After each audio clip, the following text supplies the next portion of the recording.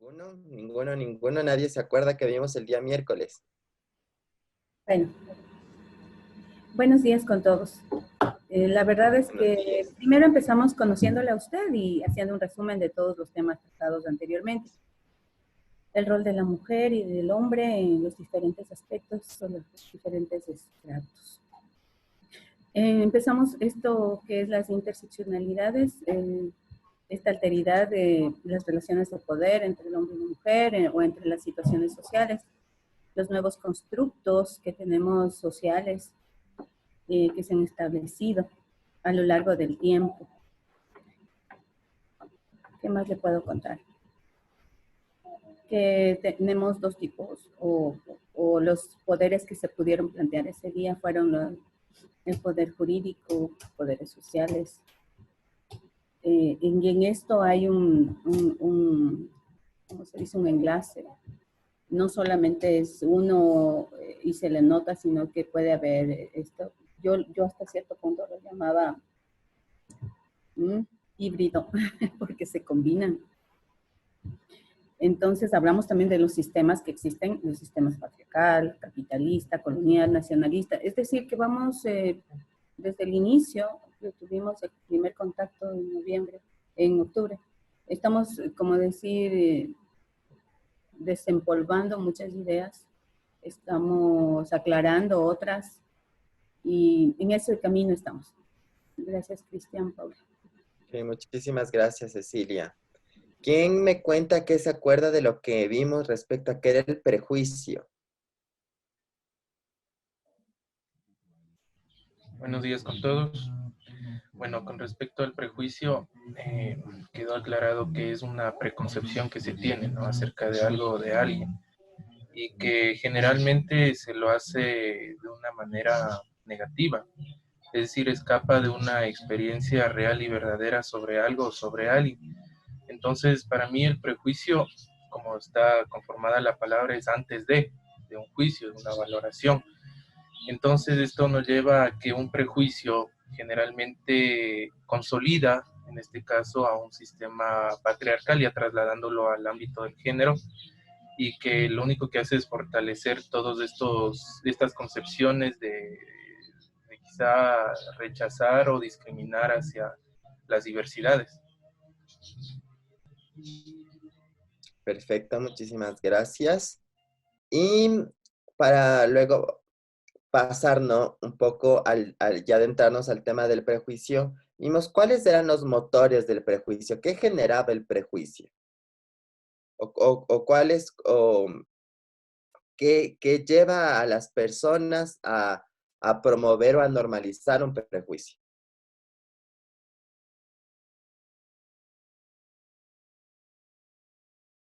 Es algo que ya hablaba Cecilia. ¿Qué será? Creo que tiene que ver con los constructos sociales que se han ido generando, ¿no? Los sistemas en los cuales está, pues, digamos, como un molde, por decirlo así, en el que las personas son privilegiadas si son blancas, por ejemplo, blanco-mestizas, si son heterosexuales, si son hombres, no de acuerdo a qué otros sistemas había algunos, ¿no? El consumismo, por ejemplo, que tiene que ver con el capitalismo.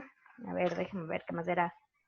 Vimos el adultocentrismo, Eso, el la adultocentrismo. heteronorma, el nacionalismo, la noción médico-biológica respecto a las personas con discapacidad. Exactamente. Muchísimas gracias, Mari Carmen. Voy a pasar ahora sí a presentar la diapositiva.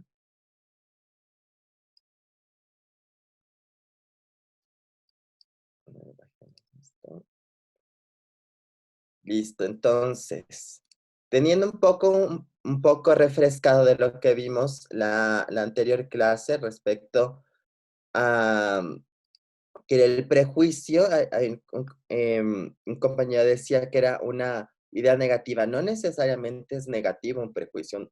Un prejuicio es la reproducción de una opinión de una manera acrítica sin pasar por el plano racional o por el contraste. Entonces, no necesariamente es negativo, porque ahí le estamos dando un carácter valorativo de bueno o malo. El prejuicio es una opinión, una idea que la reproducimos en función de ¿qué? De la tradición, de la costumbre, de la autoridad, pero no necesariamente es bueno o malo. Ya vamos a ver en qué momento eso puede tornarse bueno o malo, pero es una reproducción de un sistema de poder, de una tradición, de una costumbre, que no tiene un contraste, que no tiene un paso por la esfera racional. Ya habíamos visto cómo esto influye, por ejemplo, en la situación de los niños, niñas y adolescentes, de las personas con discapacidad, que hay una doctrina que objetiviza a los niños, niñas y adolescentes a través del adultocentrismo, que es de la situación irregular, y que luego esto se rompe o estos prejuicios se rompen con otra doctrina que ya pasa a través de la razón, del conocimiento, del diálogo con niños, niñas y adolescentes como sujetos de derecho, que es la doctrina de la protección integral, y el otro ejemplo era los modelos de las discapacidades, que había un modelo médico-biológico, justamente pensando que las personas con discapacidad son enfermas, que no pueden valerse por sí mismas, que siempre van a necesitar de otra persona, que son objetos básicamente, pero posteriormente aparece otro paradigma social en el cual dice no son objetos, son sujetos de derecho, tienen derechos, tienen opinión propia, tienen una vida propia y no es factible el reproducir esta idea de objeto en función de las personas. Entonces, el prejuicio generalmente se lo entiende como una idea errónea que se reproduce como verdadera, pero no toda opinión errónea puede ser considerada como prejuicio, sino únicamente cuando no es contrastada con fuentes racionales, es reproducida, normalizada por la relación de poder, y esa opinión, justamente esa opinión, cuando pasa por lo racional, deja de ser prejuicio. ¿Y cómo creen que podemos nosotras y nosotros romper un prejuicio si decimos que el prejuicio es la reproducción automática de una idea sin pasar por el plano racional, que es acrítico? Entonces, romper el prejuicio sería ser crítico, racional, frente a una idea que ha sido histórica o estructuralmente normalizada. ¿Qué podemos hacer para romper un prejuicio?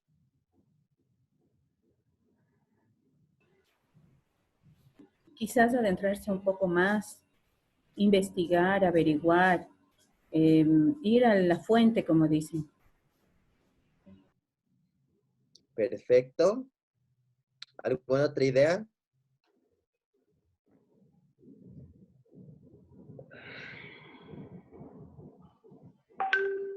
¿Cómo nos quitamos los mitos de la cabeza? Los mitos, o sea, estos prejuicios, estas ideas. Entonces, por un lado, Cecilia nos dice, bueno, vamos a la fuente, vamos a contrastar racionalmente. Pero cuando hablamos de prejuicios de personas, por ejemplo, si tienes un prejuicio frente a que todas las mujeres tienen que ser así o todos los hombres tienen que ser así, ¿cuál es la fuente? ¿A dónde vas? O si es que vamos por otro prejuicio, que sé yo, una persona LGBT. ¿A dónde vas? Yo creo que ¿Cuál es la fuente? conocerles más a las personas, conocer más de sus comportamientos, entablar una relación directa con aquellas personas que nosotros estamos prejuzgando, ¿no? Entonces, ahí nosotros podemos decir si es así o no, quitarnos estos pensamientos positivos o negativos que podamos tener de cada uno, ¿no? Entonces, yo creo que conociéndonos, poniéndonos en contacto directo con estas personas. Por ahí vamos. Justamente es razonar, contrastar, conocer y sentir. Porque este es el único modo de poder entender a las demás personas sin caer en el prejuicio. Entonces, justamente si nos dicen que las mujeres tienen que ser de un modo y los hombres de otro modo, bajo la idea de los prejuicios, pero cuando conoces hombres o mujeres que no son así y te das la oportunidad, ya comienzas a cuestionarte esa idea o esa idea preconcebida de, o cuando conoces a una persona LGBT. Hay una idea construida por la sociedad o por medios de comunicación, pero cuando tienes contacto, y sobre todo cuando te pones en los pies de la otra persona, el típico ponerte en los zapatos de la otra persona, justamente. O sea, ¿qué sentirá la otra persona cuando antes de conocerme asume que soy tal o cual? Que soy así, que soy de determinada forma.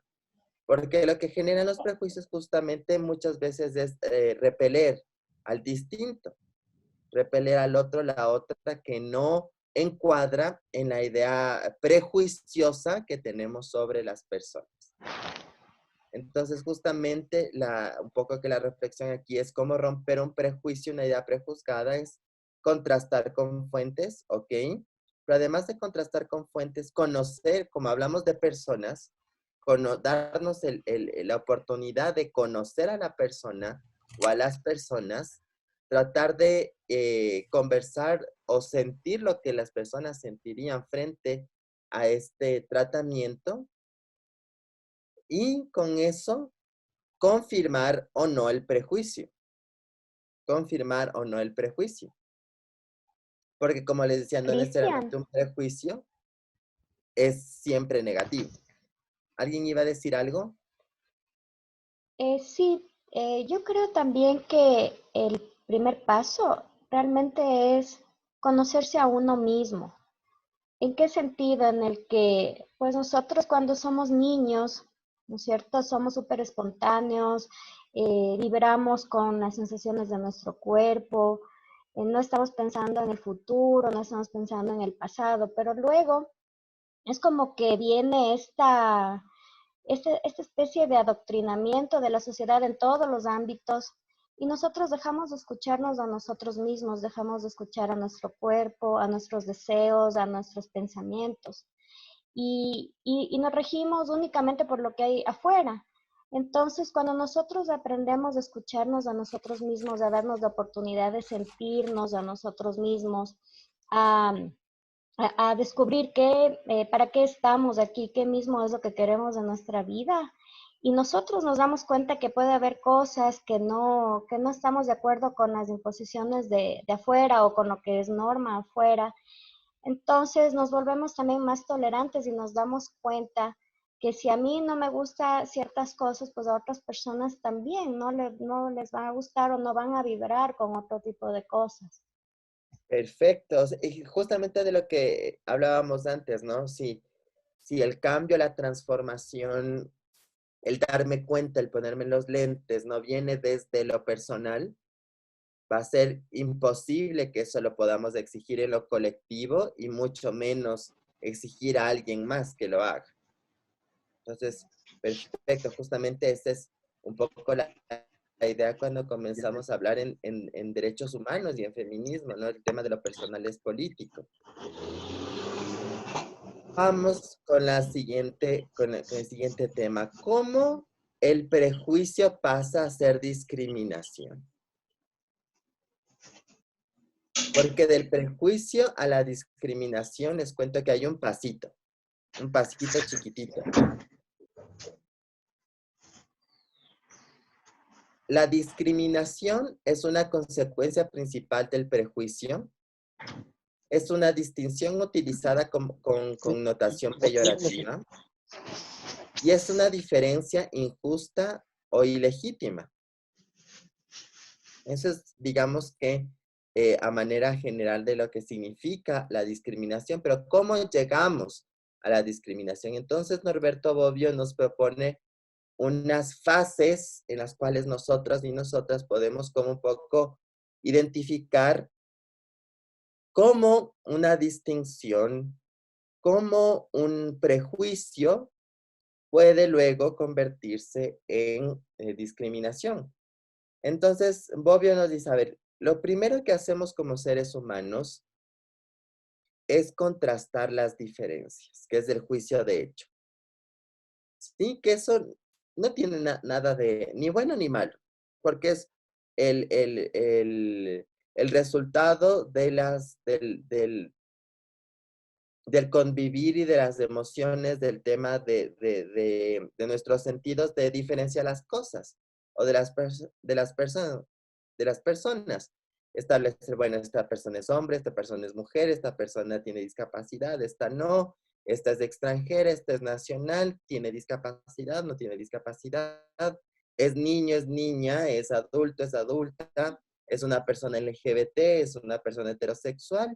O sea, es una simple distinción de las diferencias. Eso lo hacemos siempre.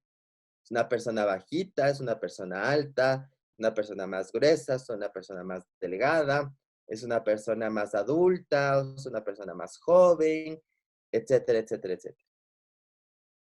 Entonces, en este momento no hay, es un momento normal del desarrollo de la convivencia de los seres humanos, constatar diferencias, que es el juicio de hecho.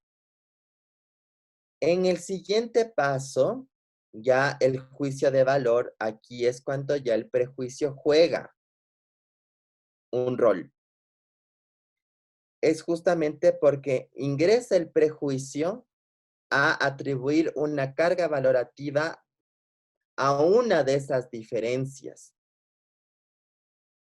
que hicimos en el juicio anterior. Le damos una carga valorativa en función de la relación de poder. Entonces, si hablamos del tema de género, el juicio de hecho es masculino-femenino. Bajo el constructo patriarcal que nos genera los prejuicios, vamos a entender que lo femenino es lo débil, lo inferior, y lo masculino es lo superior, fuerte. Entonces ya hay una carga valorativa de la diferencia. Vamos con otro constructo de relación de poder, que veíamos el adultocentrismo. Pasamos con la diferencia niños y adultos y adultas. Asumimos que el niño, bajo la idea adultocéntrica, es inferior porque no tiene poder, porque no es adulto. En cambio, el adulto es el superior, tiene dominio, y eso es la idea adultocéntrica. Comienza a actuar el prejuicio a darle un valor a una de estas diferencias, y este valor va a generar nociones de superioridad o inferioridad. Entonces asumimos que una diferencia es buena, que la otra diferencia es mala, que una diferencia es superior, que la otra diferencia es inferior, y vamos a actuar en función de eso. Entonces ya le damos una carga valorativa a la distinción, a la diferencia. Ahora sí, ¿esto cómo va a generar discriminación? Es cuando ya este juicio de valor se exterioriza en nuestras palabras y se exterioriza en nuestro actuar.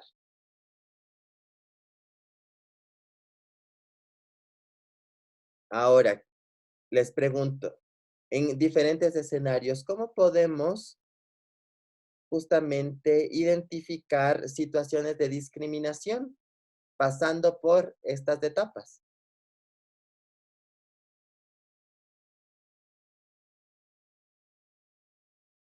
¿En qué ejemplos podríamos ver esto? Se exterioriza en nuestras acciones. Por ejemplo, si usted se sube al bus y ve un espacio donde sentarse, hagamos el ejemplo de que está una señora y está más atrás un señor moreno, negro. Afro. Entonces usted, afro, aunque yo tengo amigos que en verdad les gusta que les digan negros, por eso es que yo digo negro. Tengo familia que también es negra, les gusta Sí, que les sí, digan sí. negros, por eso no digo afro. Mil disculpas. Entonces ahí mismo ya hay un prejuicio cuando uno habla incluso. Yo creo que el prejuicio es en el momento que uno llega, mira así, y luego elige, en mi caso, sentarme al lado de la señora, como que viendo que es mi par. Ok, entonces ahí No, no hagamos, tanto que estoy,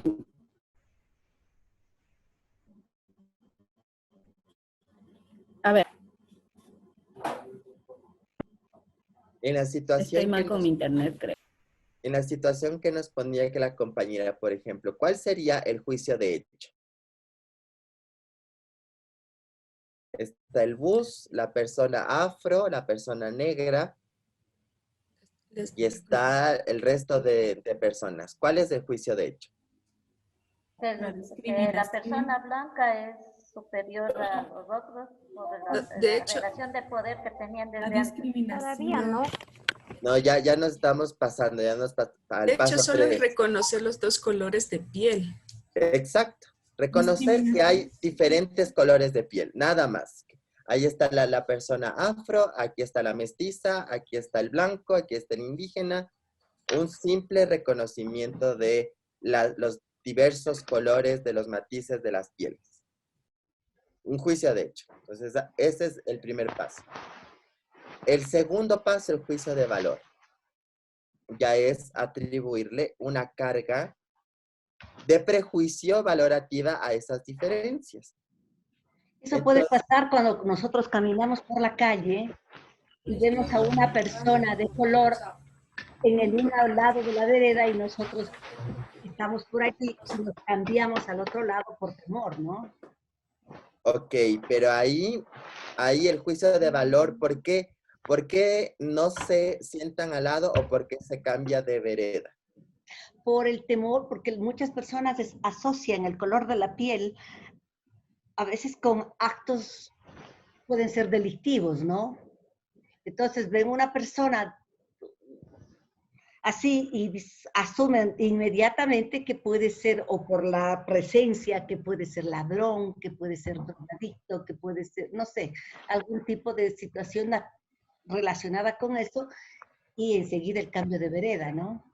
Entonces, el juicio valorativo justamente es decir, ¿es buena o es mala?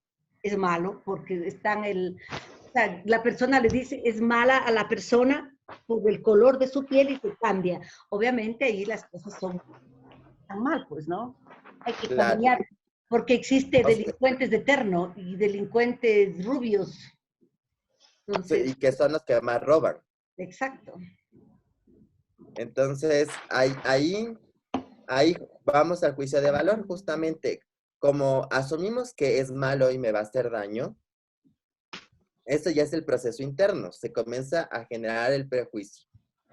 ¿Cómo ese prejuicio y ese proceso interno valorativo de esa diferencia va a comenzar a exteriorizarse en discriminación? Ahí es cuando una compañera, Cecilia, decía, bueno, no me siento al lado. O la otra compañera, el otro ejemplo que puso es, me cruzo de calle. Pero digamos, eso es una discriminación, que es discriminación, claro, pero probablemente puede ser imperceptible para la otra persona. Pero hay otras formas de discriminación que son más directas, que son más visibles en el contacto diario con las personas. Cristian, perdón, no sé, nosotros, por ejemplo, en el sistema, yo trabajo en el Departamento de Orientación Vocacional, en lo que se conoce como Departamento de Consejería Estudiantil, se conoce ahora. Entonces, por ejemplo, nosotros los casos que sí vemos es que hay señoritas, hay niñas que se identifican ya pues con a temprana edad, 12, 13 años, se identifican con género masculino, incluso se hacen llamar con nombre masculino, ¿no? Por ejemplo, son niñas, se llaman, qué sé yo, María, y ya en el contexto escolar se hacen llamar como Ariel, por ejemplo. Son Y niños trans. sí, y las y los estudiantes del curso, de los cursos, generalmente les aceptan, o sea, les incluyen, o sea, no tienen ningún tipo de prejuicio frente a esto. El problema que se da en el colegio es los papás. El momento que un papá o los papás conocen que hay, o los hijos les conversan que hay esta situación, se da en el curso, entonces los papás reclaman, incluso quieren que les cambien de curso estos niños, no quieren que se relacionen con los hijos, les prohíben. Entonces, sí, también sí hay un prejuicio marcado y que se da mucho en el adulto más que en los muchachos, ¿no es cierto? Parece que también es la generación que ya ve con otros grupos de diversidad, es más incluyente, pero este tipo de discriminación sí se da desde el nivel de los padres de familia, ¿no es cierto? Incluso en el colegio hemos tenido estudiantes que han venido de otros colegios y nosotros en nuestro colegio los profesores primero siempre están en un proceso de capacitación, segundo de formación académica, y frente a estos temas los profesores tienen ellos su accionar con los estudiantes para tratarlos igual que el resto, o sea, todo con una equidad, igualdad, no tenemos problemas, pero estudiantes que han venido de otros colegios, igual fiscales que han venido a nuestro colegio, han venido por causa de acoso, por ejemplo, de acoso escolar, de bullying, y que quienes han ejercido esta situación de perjuicio al estudiante han sido principalmente los maestros. Entonces, si les cambian a nuestro colegio, porque en nuestro colegio hay más tolerancia y se puede trabajar mejor los maestros, ninguno hasta el momento ha tenido ninguna situación de discriminación con los estudiantes en estos sentidos. Pero eso sí se da y los maestros sí propician en otras instituciones el acoso porque tiene otra identidad, porque se ve de diferente. E incluso nuestras niñas que se identifican como varones usan un uniforme de niños y es permitido, y los maestros y el entorno, los compañeros les aceptan y hasta son respetados porque les consideran, les quieren los compañeros, les apoyan. Son personas son niños que no han dado ninguna dificultad en el sistema educativo. Pero es el adulto el que tiene más este problema de prejuicio. Eso nomás. Justo, Erika, pasemos por este proceso. A ver, ¿cuál sería el juicio de hecho? Juicio de hecho sería personas cisgénero y personas trans, ¿no es cierto? Esa es como que la diferencia. Hasta ahí no hay problema, solo que las diferencias. Niños, niñas cisgénero, niños, niñas trans. Vamos con el siguiente paso. Juicio de valor. Bueno y malo sería. Exacto. Los niños trans, las niñas trans son malas porque son enfermas, porque contagian, porque no son normales. Estoy hablando desde el prejuicio, no, ojo, no estoy hablando de que así es. Y justamente frente a esa noción de inferioridad o esa noción construida a través del sistema heterosis patriarcal, de asumir de que esos cuerpos no binarios son malos, y les doy esa carga valorativa negativa, voy a generar la exteriorización de ese juicio de valor en mecanismos de discriminación. Y esos mecanismos de discriminación, ¿qué serán? Acoso, segregación, bullying, o incluso, y no necesariamente la discriminación tiene que ser un tema violento, directo. O sea, los chistes, los comentarios, los rumores, son mecanismos de discriminación porque ya se exterioriza el juicio de valor. Y ya la discriminación pasa a ser violencia cuando esta discriminación genera mecanismos de vulneración, sea violencia física, sea violencia psicológica, sea violencia sexual. Por lo que, fíjense, estas etapas de cómo el prejuicio entra, se desarrolla, se exterioriza, puede incluso generar violencia. Entonces, de lo que la compañera nos hablaba de los niños trans.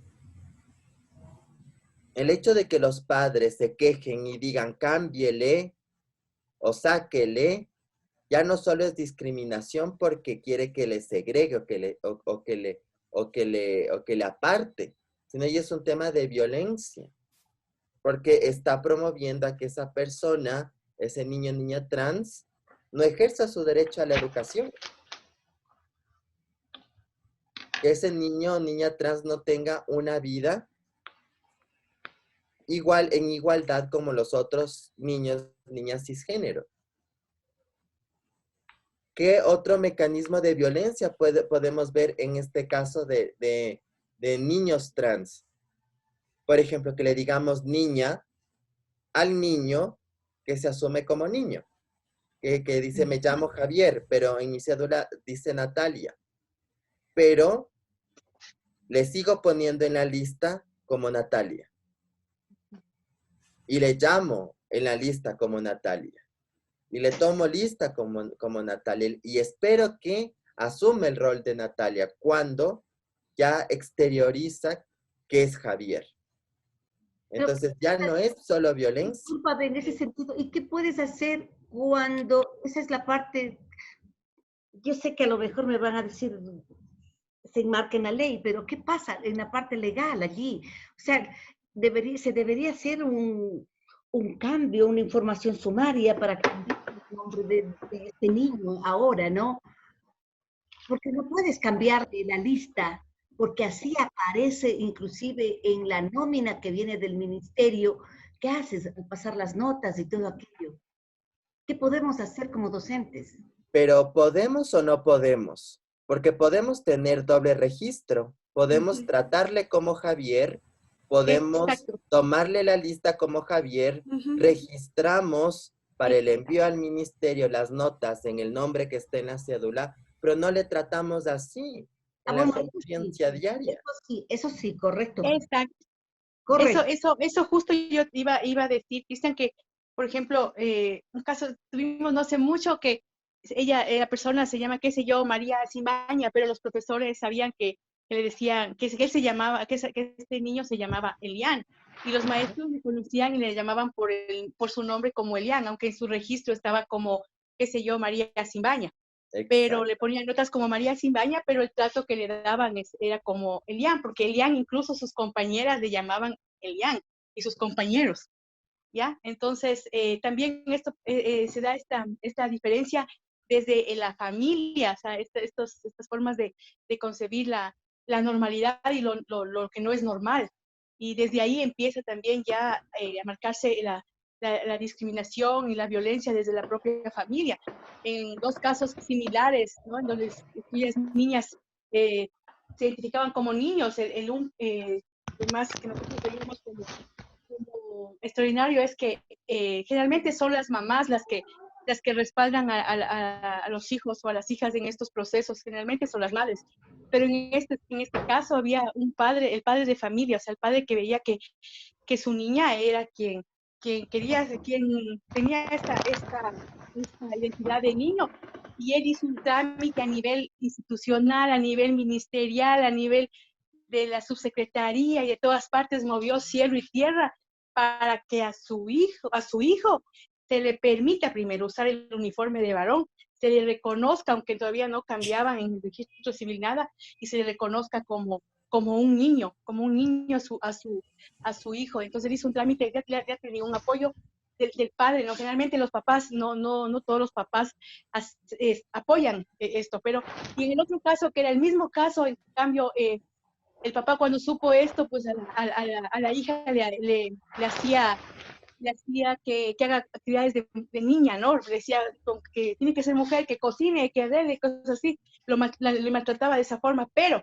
como ella quería, ella decía, ella se identificaba como un niño, se transformó en violencia, o sea, le pegaba y le maltrataba hasta masacrarle para que como hombre aguante el dolor, que como hombre no llore. Entonces se ve todo, o sea, se ve esto también desde la familia. Entonces, en dos casos similares, la Entonces, conducta fíjate diferente de los ahí padres. la exacerbación de los roles de género también. Y también La hay exacerbación. violencia no solamente psicológica, yo diría, que allá le estaban a la niña o niño, no sé, enfermando. Porque fíjense, este tema de los niños, niñas trans, yo tengo una relación muy directa porque yo y mis compañeros abogados y abogadas fuimos de la primera niña trans que logró cambiarse la cédula en el Ecuador, del caso Amado. Entonces conocemos por todo lo que viven las familias de niños y niñas trans, que no es fácil porque tienen que deconstruir muchos prejuicios justamente, tienen que deconstruir muchas reglas sociales que son impuestas desde siglos, ¿no? De cómo tiene que ser un hombre, cómo tiene que ser una mujer, pero cuando un niño o una niña se reconoce con una identidad de género y la familia le apoya y la escuela le apoya, justamente el desarrollo psíquico y emocional es distinto. Porque yo les cuento a esta niña que nosotros le cambiamos el nombre y el sexo en la cédula para que en sus documentos legales aparezca como niña. Antes de ese proceso tenía problemas de ansiedad, de crecimiento, y cuando ya tuvo la transición social, es decir, cuando ya le comenzaron a nombrar como niña, como ella ya sale al mundo social como niña, cuando en la escuela ya le tratan como niña, pierde la ansiedad y comienza a crecer. O sea, biológicamente a crecer, porque su cuerpo estaba como pasmado, digámoslo así. Y justamente todo esto de lo que nos habla Erika es una realidad que muchas escuelas, muchos colegios no las quieren asumir por justamente el prejuicio. Y asumiendo de que la realidad trans es una realidad que aparece solo en personas adultas, que solo los adultos mayores de 18 años pueden asumir una identidad de género. Pero no es así. Las personas trans son trans desde que comienzan a reconocer su cuerpo y los roles de la sociedad en los cuerpos. Y ahí hay muchas cosas que podemos hacer para romper esos juicios de valor y esas discriminaciones como mencionaba Erika, ¿no? Entonces, o sea, es tan fácil como no llamarle con el nombre que está en la cédula, sino llamarle con el nombre que la persona asume. Y ahí no solo es el tema trans, sino también es el tema adultocéntrico. Porque bajo el tema adultocéntrico es, no, como eres niño, tú no sabes sobre tu cuerpo, tú no sabes sobre tu realidad, tú no sabes sobre tu identidad. Yo como adulto tengo que seguir las reglas del juego. Y es llamarte como está en la cédula. Pero cuando hay la ruptura adultocéntrica y paso a la escucha activa con el niño y niña como un horizontal, como un par, y me dice, no, yo no soy María, yo soy Javier. Entonces ahí que se nos cruza el tema de patriarcado, se nos cruza el tema adultocéntrico y se nos cruza el tema de heteronorma, cisnorma. Hay 3 relaciones de poder que se nos cruzan solo en este caso de personas trans. Y ahí justamente nos mueve, ¿no? Y esto es justamente lo que tratamos en este módulo, la interseccionalidad, porque no es solo el tema de ser trans, sino es un tema de ser trans, ser niño o niña, ser mujer o ser hombre según cómo se identifique.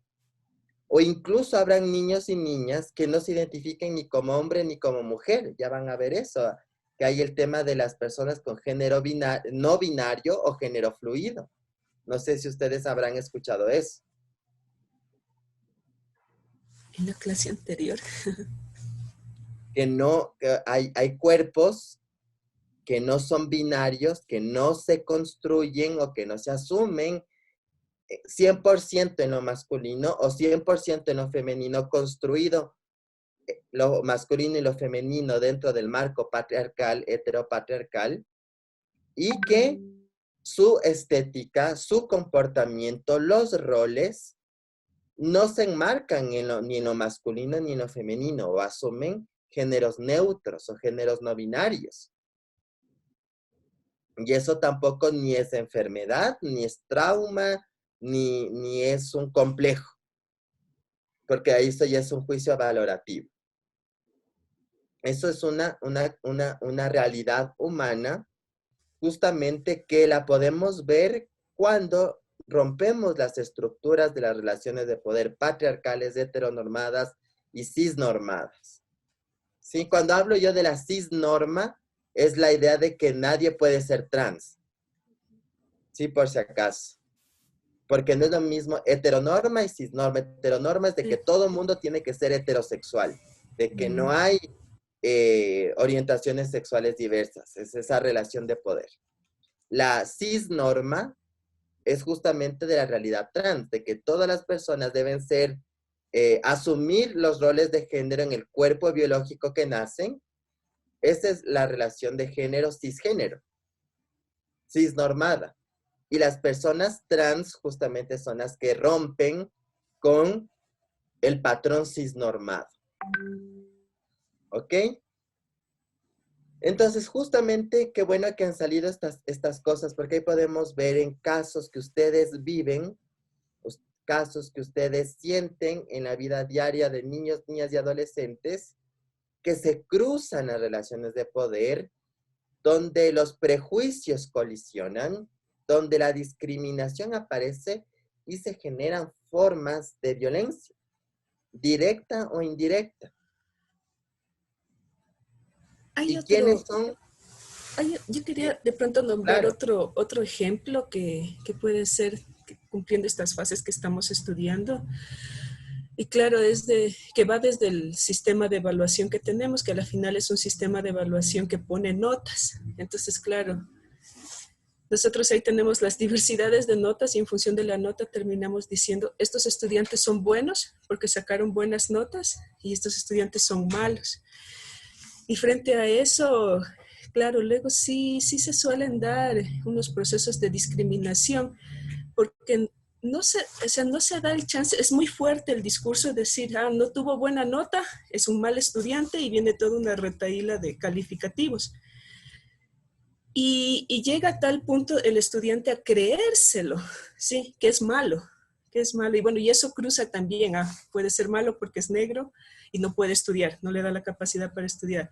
Puede ser malo porque es indígena y claro, ¿no? Y así empezamos a cruzarlo también con las otras secciones. O es mala porque es mujer y es mala nota en química, entonces no es una Sí, materia también, no es para mujer, esa materia, claro, ella le va mejor las sociales, la literatura, y no va a poder química, matemáticas. Entonces sí, ahí también, y claro, la presión que sienten los jóvenes, los y las jóvenes, es desde la familia y desde el colegio. Entonces, incluso también entre los estudiantes es como que se empieza a segregar. Yo no quiero hacer el grupo de trabajo con él porque él es mal estudiante, él no saca buenas notas y yo voy a sacar malas notas con él. Y entonces se lo quiere hacer a un lado. Y sí, pues hacer un trabajo grupal en el que se reconozca que cada uno puede aportar es bien duro, porque también desde los niveles más chiquitos, desde los más pequeños hasta los más grandes, y es una idea que se establece como norma, así, o sea, los que sacó mala nota, mejor ni me junte con él, porque voy a sacar mala nota yo. Exactamente, entonces, es fíjense cómo es que los temas de los prejuicios se juntan, se colisionan, se interseccionan. Justamente estamos viendo esto, ¿no? La interseccionalidad, cómo se junta el tema raza, clase, etnia, orientación sexual, identidad de género, posición socioeconómica, todo puede colisionar en un solo cuerpo y generar mayor vulnerabilidad en una persona, que se le cruza todo. Y por una situación como el tema de, entre comillas, sacar mala nota en algo, se acentúa todo, o sea, se justifica todo. Todos los prejuicios se justifican. Entonces, porque es negro, porque es mujer, porque es homosexual, porque tal, por eso es mal estudiante. Entonces, colisiona, se intersecciona y no logramos dimensionar las particularidades o las relaciones de poder o cómo estamos acentuando el prejuicio para justificar una situación que no tiene nada que ver con el tema académico. o que el tema académico es una respuesta a una situación de vulnerabilidad de esa persona. O es decir, saca nota, ¿por qué? Porque no tiene acceso a una computadora, porque no tiene recursos, porque en la casa es una niña y en la casa le obligan a que a lavar, cocinar, a hacerle a que cuida a los hermanitos, que les revise los deberes, entonces ella se descuida su rol académico personal, porque tiene que asumir el rol de cuidado en su casa. Entonces son diversas cosas que hay que justamente dimensionar para poder entender mejor las situaciones, las experiencias, las violencias, las discriminaciones. Y un poco esto, obviamente, todos sabemos que la discriminación está prohibido, pero no está de más saber que en la Constitución la discriminación está prohibida en diferentes momentos. En el artículo 3.1 como un deber del Estado. En el artículo 11.2 como un principio, donde dice que nadie podrá ser discriminado por varias razones. Aquí nos habla de orientación sexual, identidad de género, raza, sexo, condición migratoria, condición étnica, religión, situación económica, etcétera, etcétera, etcétera. Como derecho está en el 66.4, que nos dice la Constitución, todos tenemos derecho a la igualdad formal, la igualdad material y la no discriminación. En los artículos 83.10 nos habla como deberes, porque siempre mucha gente cuando hablamos de derechos dice, ay, pero nadie habla de los deberes, de las obligaciones. Solo se habla de derechos, de exigir, de exigir, de exigir. En la Constitución, entonces, vamos al artículo 83, pues, y veamos cuáles son los deberes, las obligaciones de los ecuatorianos frente a los derechos nuestros y de los demás. Y una de esas obligaciones es promover la igualdad en la diversidad, que es el artículo 83.10. Promover la igualdad la unidad y la igualdad en la diversidad. Entonces, ¿qué significa eso? No asumir que todas las personas somos iguales, asumir que hay diversidad de cuerpos, diversidad de situaciones, diversidad de condiciones humanas y que tenemos que abrazar esa diversidad. Tenemos que abrazar esa interseccionalidad de características humanas que están en los cuerpos y en las relaciones humanas. En el 83.14, por ejemplo, aquí nos habla específicamente de respetar y reconocer las diferencias de género, la orientación sexual e identidad de género de las personas. En el artículo 83.14. Entonces, no solo es un derecho de que no me discrimines, el derecho de ser igual, sino también es tu obligación de respetar. La obligación de todas y todos, niños, niñas y adolescentes, adultos. Es una obligación ciudadana el respetar las diferencias de género, las diversidades, la orientación sexual. Entonces ese es el marco jurídico constitucional respecto al tema. Ahora, la discriminación no solo es un valor moral y un derecho, sino también puede generar delito. Puede tener consecuencia penal. Tenemos el delito de discriminación, artículo 176 del Código Orgánico Integral Penal. Y delito de odio, artículo 177 del Código Orgánico Integral Penal. ¿Quién me ayuda leyendo el artículo 176, por favor, de la lámina? La persona que, salvo los casos previstos como políticas de acción afirmativa, propague, practique o incite a toda distinción, restricción, exclusión o preferencia en razón de nacionalidad, etnia, lugar de nacimiento, edad, sexo, identidad de género u orientación sexual, identidad cultural, estado civil, idioma, religión, ideología, condición socioeconómica, condición migratoria, discapacidad o estado de salud con el objetivo de anular o menoscabar el reconocimiento, goce o ejercicio de los derechos en condiciones de igualdad, será sancionada con pena privativa de libertad de 1 a 3 años. Si la infracción puntualizada en este artículo es ordenada o ejecutada por las o los servidores públicos, será sancionada con pena de libertad de 3 a 5 años. Ok, entonces, el prejuicio ya transformado en discriminación, aplicado en la restricción de derechos por las relaciones de poder, diversas relaciones de poder, porque fíjense, cada una de estas categorías que coloca el tipo penal tiene una relación de poder por detrás. Nacionalidad, preferencia sexual, identidad de género, condición socioeconómica, condición migratoria, discapacidad. Hay una relación de poder por detrás que puede generar un prejuicio. Y ese prejuicio en una discriminación. Y justamente fíjense, si en la exteriorización de esa relación de poder basada en prejuicio, generando discriminación, se exterioriza en perjuicio de una persona, hay pena privativa de libertad de 1 a 3 años.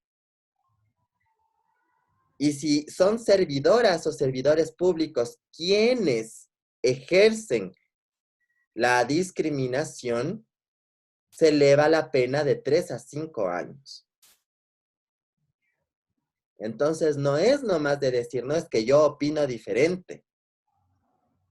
Yo opino diferente de que las personas trans, yo opino diferente de que los homosexuales, de que los migrantes. No. La discriminación no es una opinión distinta. Es un mecanismo de segregación, de restricción del ejercicio de derechos a otra persona y que, como vemos, tiene consecuencias. Ahora, cuando esta discriminación genera violencia física o psicológica, se genera otro delito. ¿Quién me ayuda leyendo el 177, por favor?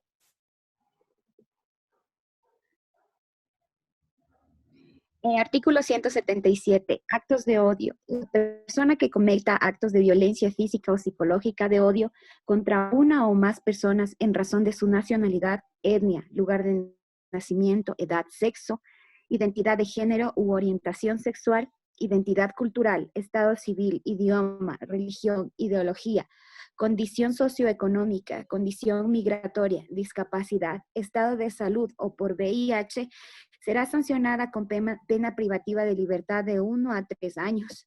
Si los actos de violencia provocan heridas a la persona, se sancionará con las penas privativas de libertad previstas para el delito de lesiones agravadas en 1/3. Si los actos de violencia producen la muerte de una persona, será sancionada por pena privativa de libertad de 22 y 26 años. Fíjense, entonces cuando la discriminación ya genera violencia física, psicológica, basada en el prejuicio, incluso la situación es más fuerte en el ámbito penal.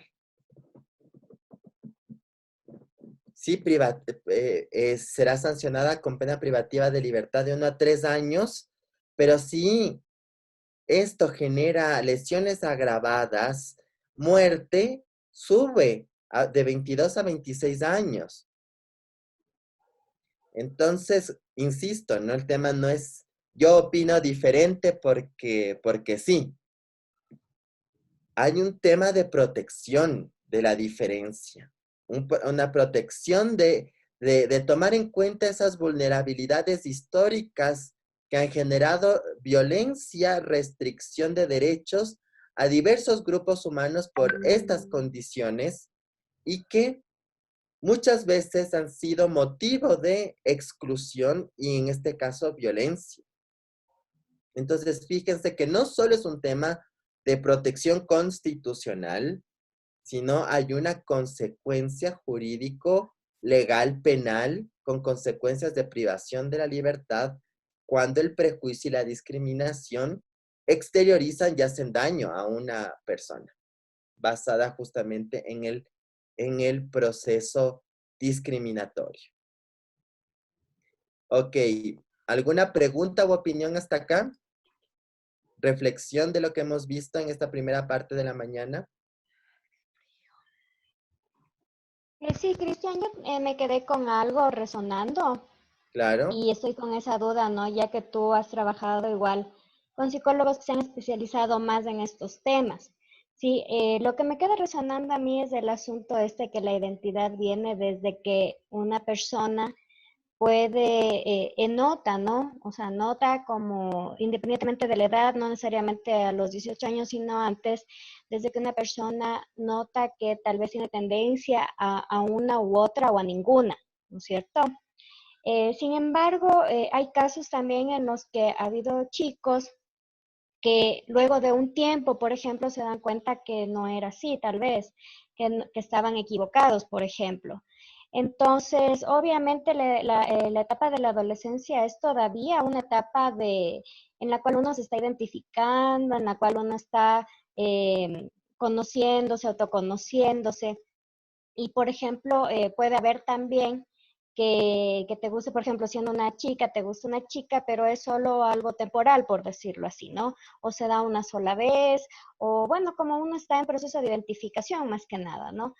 Entonces, como responsabilidad social, más que nada, me gustaría que tú, que pues has trabajado con estas personas que conocen más del tema a profundidad, nos ayudes contestando esto, ¿no? O sea, ¿cómo se puede guiar a una persona en ese sentido, tomando en cuenta que es menor de edad y de una u otra forma la responsabilidad a veces de uno que es adulto o de uno que es profesional en el ámbito de la psicología, por ejemplo, para poderle guiar de una buena manera, ¿no? De una buena manera, tomando en cuenta que puede haber estos cambios, ya que están en este periodo de autoconocimiento y de reconocimiento de ellos mismos. Claro que sí. Ojalá por aquí que le tuviera a mi compañero, se llama Edgar Zúñiga. Él es el líder de la red de psicólogos y psicólogas LGBT. Sin embargo, obviamente hemos trabajado con él todos los temas, pero desde los estudios de género, la psicología y los demás abordajes, el tema de identidad de género y la orientación sexual no necesariamente, a nosotros nos han enseñado que son rígidos. Es decir, que si tú eres heterosexual y te asumes como heterosexual, vas a morir heterosexual. O si eres gay o lesbiana y te asumes como gay y lesbiana, vas a morir como gay o lesbiana. Pues no.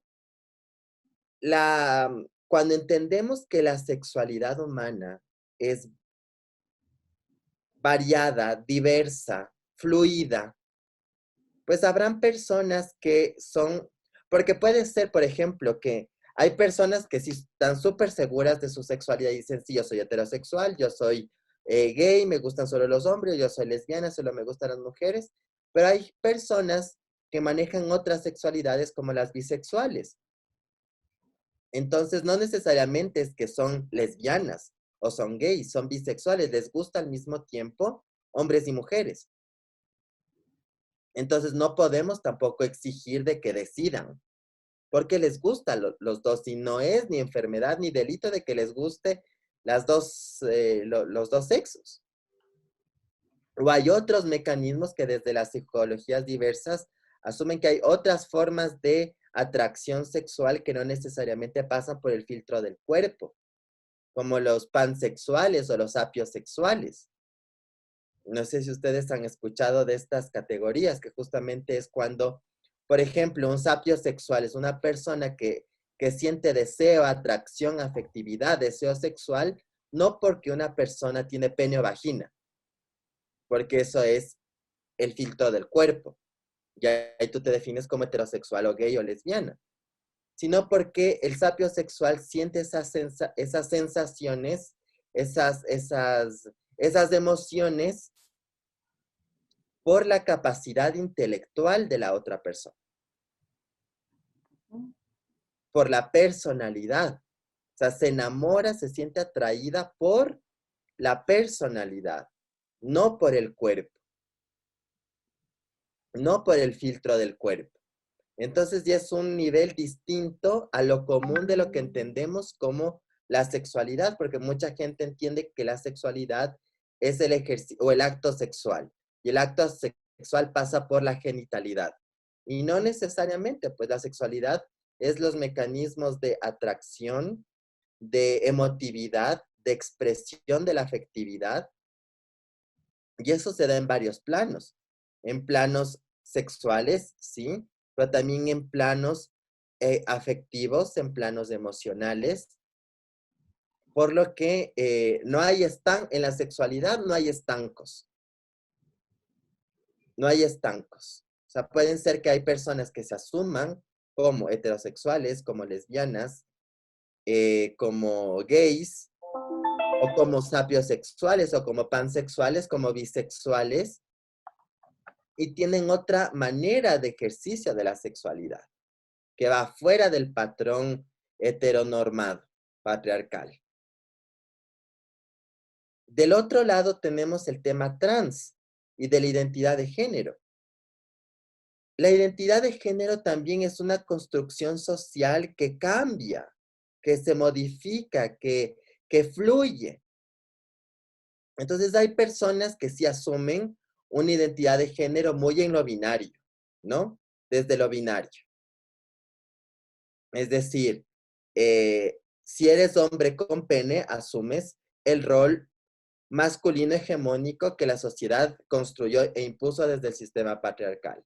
Y si eres mujer y naciste con vagina, y asumes, hay gente que asume con normalidad y acepta todos los roles que alrededor de ese cuerpo existen. Pero hay personas que no, que nacen con un genital, pero los roles que la sociedad entrega a ese genital no los asume, no se sienten cómodas, no se sienten cómodos, y es cuando aparece la persona trans. Ahora, tampoco la genitalidad es binaria, y eso para mucha gente capaz le va a sorprender. La genitalidad no siempre es binaria. Hay cuerpos distintos que tienen los dos sexos en el mismo cuerpo en diferente medida, que son las personas intersexuales. Entonces, en el mismo cuerpo tienen los dos genitales en el mismo cuerpo, o tienen una genitalidad femenina, hormonas y gónadas masculinas, porque el sexo biológico no solo está condicionado por el genital. Y a veces el desarrollo hormonal y glandular es distinto que el sexo o el genital con el que nació la persona. Y hay mucha confusión entre a veces personas trans y personas intersex. Pero también hay esta diversidad en los cuerpos biológicos de los seres humanos. O sea, no hay hombres que solo tienen pene, porque hay hombres con pene que tienen útero o que tienen hormonas femeninas. O hay mujeres que tienen vagina y tienen testosterona. Existen. Y no es anormalidad. Porque ese es otro prejuicio, pensar que el cuerpo humano es binario, que solo es el hombre con pene, la mujer con vagina y con lo que ello implica. Pero ¿qué pasa con estos cuerpos intersexuales no binarios que no están en esas categorías y que viven normalmente, no tienen problemas de salud, pero existen, están, ahí están. Y eso con el tema de los cuerpos, pero tu pregunta era, ¿qué pasa con los niños y adolescentes que se asumen y no se asumen, que cambian y tal? Pues los roles de género son son fluidos. Entonces puede ser que una persona se asuma en sus primeros años como mujer desde los patrones binarios de lo que se entiende como mujer. Después, en otra etapa de su vida, asume una posición no binaria. Luego puede asumir una posición masculina y eventualmente al final del ocaso de su vida vuelve a asumir un rol femenino. No es ni problema, no es ni enfermedad, ni es un problema de personalidad. Es justamente la idea de que las construcciones del género son fluidas porque el género es una construcción social. Y el género se construye como con la estética, con las actitudes, con los colores que hemos construido. Entonces hay gente que se va construyendo y deconstruyendo a lo largo de su vida. Que hay personas que se asumen de una manera, cambian y mantienen ese cambio el resto de su vida y se sienten cómodas. Otras que están en constante tránsito de lo que llamamos. Por eso es persona trans, porque transita en los roles de género. Transita y rompe los roles de género del binario, de los estancos del binario patriarcal. Sí, pero para esto hay como discusiones largas, complejas, interesantes, que tal vez mis compañeros psicólogos de la red, ya les puedo dar el contacto eventualmente para que puedan seguir sus seminarios, sus cursos, son súper interesantes, porque nos ayudan a entender mucho esto, ¿no? Porque es súper difícil. Yo no les voy a decir que no es difícil entender esto. Es súper complicado. Por el momento que nos cuestionamos y nos rompemos y contrastamos la información, como decía Cecilia al inicio, voy a la fuente, hablo, siento, escucho antes de asumir y juzgar y prejuzgar. Entonces ya estoy dando un paso, aunque no entienda qué significa la orientación sexual diversa, ni la identidad de género fluida, ni el tema trans, pero si solo escucho y respeto la posición de la otra persona, es bastante. O sea, sin saber, por ejemplo, el caso de Erika, qué significa ser niñez trans. Pero si yo le escucho al niño que en la cédula dice niña y dice, llámeme Eric. Y yo digo, bueno, te voy a llamar Eric y te voy a tratar como Eric. Aunque no sepa de conceptos de identidad de género, aunque no haya tenido una charla de identidad trans, aunque no sepa nada de eso, con el mero hecho de escuchar, aceptar y respetar la voz de la otra persona en cómo quiere que su identidad sea tratada, porque imagínense un tema de identidad. O sea, ¿por qué el otro tiene que imponer la identidad de uno mismo? Sino uno mismo tiene que asumir la identidad.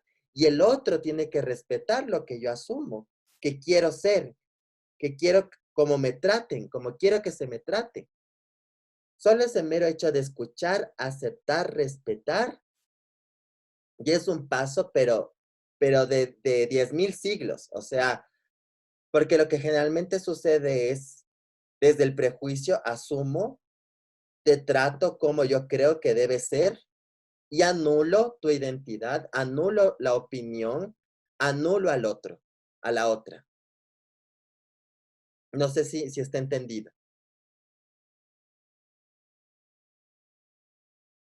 No sé si puedo también comentar algo que me parece Claro. súper interesante, como, o sea, del prejuicio nace la discriminación, porque también estaba pensando en los casos de violencia contra las mujeres, que también es tan alto, ¿no? O sea, 7 de cada 10 mujeres son víctimas de violencia, y a veces también se ve incluso en Facebook que hay gente que dice, pero es que a las mujeres no se les discrimina, ¿no?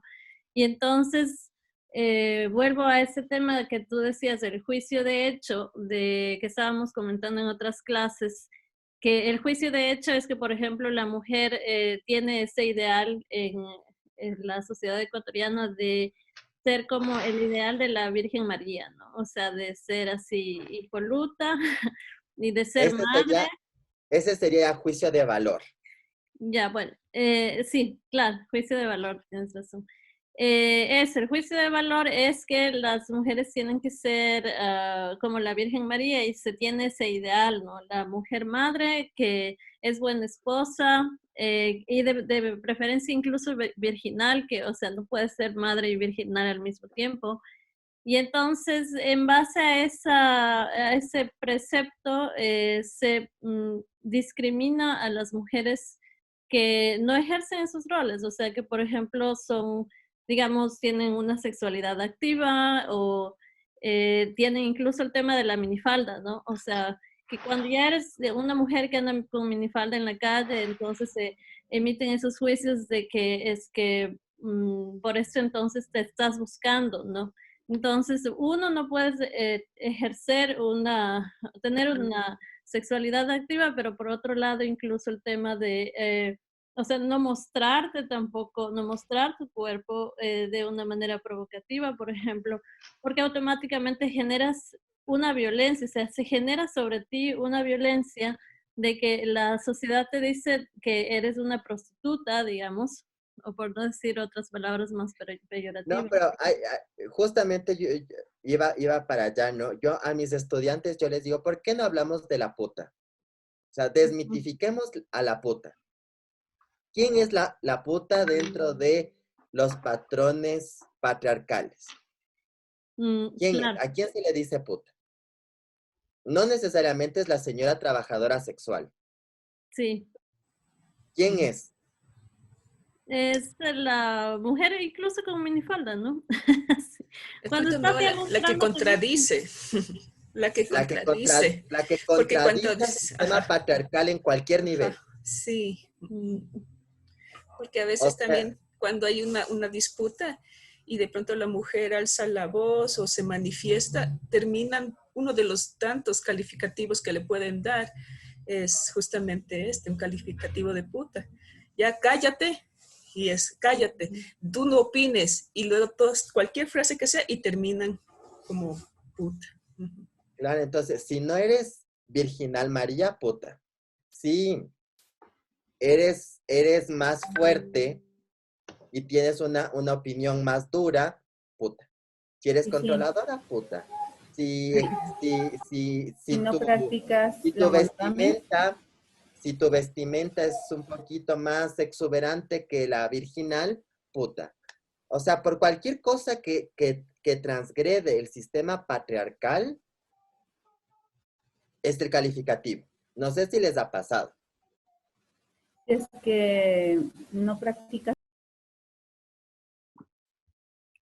Está Se le, apagada tu micrófono. su micrófono, Cecilia. Si no practicas la monogamia, también. Claro. Porque también es obligación ser monógamo. O sea, si es que te casas, obviamente tienes un compromiso, ¿no? Y tal. Pero, Y no si no, importa la, o sea, cuando eres la hombre, identidad sexual. sobre Ajá. todo cuando eres hombre heterosexual y tienes un montón de aventurillas, no hay calificativo de nada, es premio social. Pero cuando eres mujer y tienes aventurillas, Ahí es no hay el una imposición calificativo. monogámica hacia el hombre necesariamente, y sobre todo un hombre soltero heterosexual, no hay una imposición monogámica. Le llaman Latin Lover también. O sea, es premio, o sea, es felicitación, imagínate, Latin Lover es como que fuera, wow, lo máximo. Pero si una mujer asume el rol de Latin Lover, es puta, pues. Pero eso Entonces, es un prejuicio. es un prejuicio, justamente, ¿por qué? Porque tú estás asumiendo que solo el hombre tiene el poder de control libre de la sexualidad y del disfrute del deseo sexual. La mujer está prohibida del deseo, del disfrute del deseo sexual, porque además tiene toda esta concepción de la virginidad y de la propiedad, incluso del matrimonio.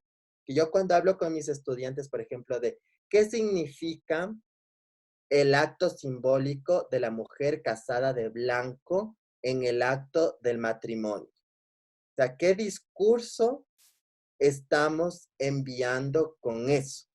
La falsa pureza. falsa pureza por un lado, ¿qué más? ¿Y por qué exigir pureza a la mujer y no al hombre? Porque esa es Sistema patriarcal. Estamos dentro de este sistema. la tradición por una parte. Una manera de control. Exacto. Es que- No, también quedar bien ante la sociedad.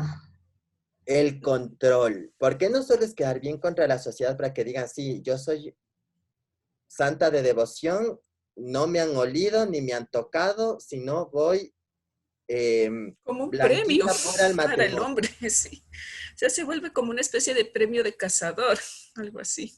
Es premio Así de es. cazador y esto es un tema, viene desde el tema del derecho romano del ejercicio de la propiedad. Ujú. ¿Por qué?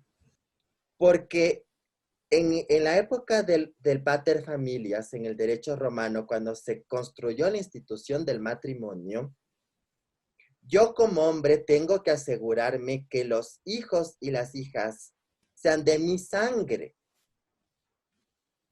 Entonces tengo que buscarme una mujer, entre comillas, pura, para saber que esa descendencia es mía y que toda la propiedad que proviene de esa descendencia se quede en mi sangre.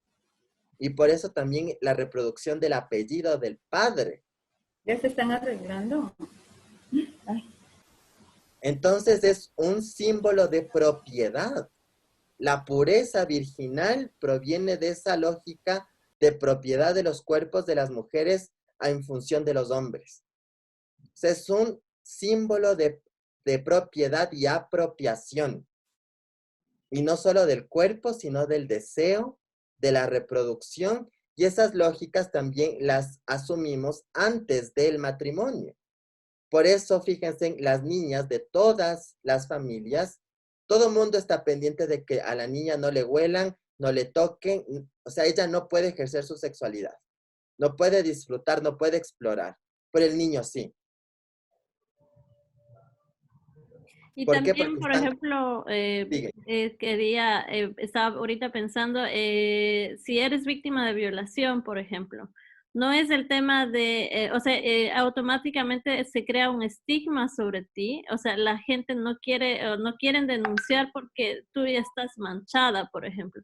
Y no es el tema de, entonces, un hombre cometió un delito y él es el que tiene el estigma, no sé, de abusador, sino más bien el estigma que recae sobre la mujer de estar manchada, por ejemplo, y la razón por las cuales muchas veces no se denuncia, ¿no? Es que ahí cae, o sea, recae el tema de la puta, o sea, es el que la culpa, o sea, ¿por qué la violó? Es que se vistió provocativa. O sea, ella tiene la culpa, ¿no? Por puta, por provocativa, por salir a las horas que era, por decir lo que no debía decir, por ponerse lo que no se debía poner, por hacer lo que no debía hacer, por provocar, por atreverse a... O sea, siempre hay una excusa para echarle la culpa a la víctima de la violación desde el paradigma de la puta. Entonces es súper, cuando yo igual a mis estudiantes, cuando les doy derecho de familia y les digo, pensemos en el vestido blanco y lo que eso implica desde el derecho romano. O sea, es justamente cómo los cuerpos de las mujeres se han entendido históricamente como propiedad del hombre. Y el tema del apellido y de compartir el apellido del hombre representa eso. Representa cómo te vuelves el objeto de la extensión de la propiedad del hombre. Pero eso les gusta a muchas personas, pues muchas damas inclusive asumen el apellido del marido y se presentan, bueno, eso estaba bien, digo yo, en las antiguas, pero se presentan ahora, vamos a suponer, María de Pérez. Exacto. Entonces le están dando la exclusividad al marido como que es el objeto de su propiedad, ¿no? Entonces, y eso se nota, yo he visto mucho en por acá, por el norte del país, se usa mucho el María de Pérez, el Juanita de... O sea, le estoy inventando los nombres, ¿no? O sea, es un tema también de eliminar tu identidad. O sea, te casaste, dejaste de ser tú. Ya eres de alguien. Y en otros países inclusive pierden por completo su apellido y asumen el apellido del marido. Entonces, fíjense, bueno, aquí digamos que aquí se han dado pasitos, ¿no? Aquí ya el DRE no es obligatorio, antes era obligatorio. Y ahora por convenio de la pareja puedes ponerle el apellido de la mamá. Exacto. Mira, cuando yo recién llegué a trabajar en el Colegio Hidrobo hace ya bastante tiempo, todo el mundo, y te voy a dar hasta los nombres de mis compañeras, ¿no? Decían, por ejemplo, Nancy de Cepeda, Chela de Medizal, Chela bueno, así, todos los apellidos. Cuando un día llegó alguien y no les conocías los apellidos, pues América del Conde, cosas así. Entonces llegó un día alguien de la subsecretaría y dijo, a ver, la lista de profesores tiene que ir con el nombre y apellido de la persona. Todo el mundo, era un revuelo, una molestia de las señoras, que por qué le quitaban, que ellas son señoras. Entonces tenían que adoptar el apellido de su esposo. Era un revuelo, como te digo, bastante enojo de parte de las señoras. Claro, pero es que justamente imagínate qué nivel de borraste tu vida, o sea, borraste tu identidad. Eso también es prejuicio, ¿verdad? ¿Perdón? ¿Qué dijo? No, eso también es parte de ese prejuicio. Claro, eso claro. También es un prejuicio. Claro, si me quitan el apellido del esposo, estoy como deshecha.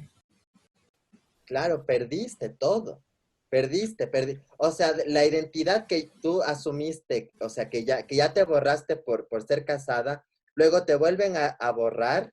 O sea, ya perdiste, o sea, todas tus identidades se borraron. Todas tus identidades te borraron, ¿no? Y es justo, o sea, este tema del D, qué bueno que lo sacaron, ¿no? Porque ya no es tan común, ¿no? Pero sí era muy común antes, ¿no? Para que se fijen el nivel de la apropiación, ¿no? Del sistema patriarcal, del cuerpo, de la identidad, del nombre de las mujeres. O sea, tenaz. Pero es la mujer quien asume eso, ¿no? Porque yo no creo que el esposo le obligue a alguien a utilizar el D, sino que es la mujer. Bueno, yo soy la señora D. Claro, pero es por la costumbre, ¿no? La tradición, porque también supuestamente estar casada te da en ciertos lugares, ¿no? Del país o de la sociedad te da estatus, ¿no? Ser mujer casada, ser de, ya eres señora, ya eres mujer validada. En cambio, si no eres casada y tienes cierta edad, ya la gente también a veces dice, ¿por qué será que no se casa? Sí. O sea, hay esos prejuicios, pues, justamente. Y también el tema de que luego por eso no quieren divorciarse, ¿no? Las mujeres prefieren no divorciarse y muchas veces incluso también se acepta la violencia intrafamiliar con ese estigma de qué vergüenza divorciarme, por ejemplo. Yo más bien eso le asocio por el hecho de la falta de independencia económica de la mujer, la que acepta la violencia en contra suya y en contra de su familia, porque no se siente capaz de vivir sin esa persona porque el sustento le va a faltar. Y pone como pretexto por mis hijos. Y no es eso, es hasta cierto punto yo diría la cobardía de no afrontar su nueva realidad económica y bueno, pues vivimos con los que tenemos hasta que podamos obtener más recursos, digo yo. No, sí, y es desde la enseñanza de lo que hablábamos de la clase pasada, o sea, te entrenaron a cuidar desde que eres feto mujer. O sea, desde antes de que nazcan y ya entraste en el mundo rosado, fregaste, porque comienzan a entrenarte al cuidado y a la dependencia y a la debilidad. Pero cuando desde la crianza rompes eso, ya construyes niñas más fuertes. Ya construyes niñas de lo que se llamaba con niveles de empoderamiento que ya no se van a dejar violentar, que van a poner un alto. Claro que les va a caer el rótulo de la puta, pero ella va a asumir el rótulo de la puta con orgullo. Dices, soy puta y qué, de lo que hablábamos en la anterior clase. sea, sí, traigo lo que quieres bajarme la identidad, el poder, lo asumo y digo, ¿y qué? Inclusive en el círculo más íntimo de las amistades, digo, entre mujeres, cuando ya alguien entra a ese círculo siendo o se queda como divorciada, como que se convierte en el peligro Y para que el les grupo, enseña a ¿no? las otras. Que le vaya a coquetear o le vaya a quitar al marido. Entonces, como que también... Claro, y es por eso también que la amiga soltera le sacan del grupo del círculo de las amigas casadas. Bueno, eso no he visto, pero sí con el caso de las divorciadas, sí es como que le ven como el peligro en el grupo, ¿no?